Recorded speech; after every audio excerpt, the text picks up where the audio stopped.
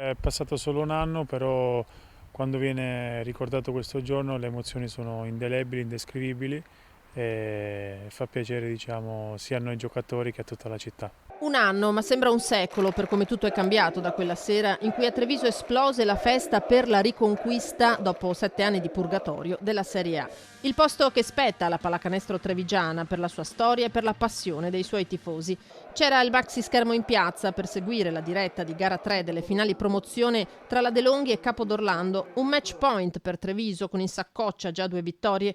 Alla sirena è esploso l'entusiasmo di un'intera città. C'è chi piangeva di felicità, chi era super emozionato, gli abbracci, e soprattutto queste sono le immagini e poi quelle che abbiamo visto poi su internet o dei video delle persone che erano in piazza. Doveva essere una stagione completamente diversa, quella del ritorno in Serie A, ma il Covid ha scombussolato i piani. Prima parte abbiamo fatto 6 sconfitte consecutive, quindi magari era un po', il bilancio era un po' negativo. Poi quando ci stavamo riprendendo, come tutti sappiamo, si è concluso per motivi molto più grandi di noi e quindi ora pensiamo solo a stare bene e al futuro. Il lungo stop è stato complicato da gestire sia psicologicamente che atleticamente. Tra pochi giorni si ricomincerà ad allenarsi normalmente, guardando alla prossima stagione. L'aspettativa migliore è quella che il campionato rinizi senza problemi e questo è, diciamo, il desiderio più grande.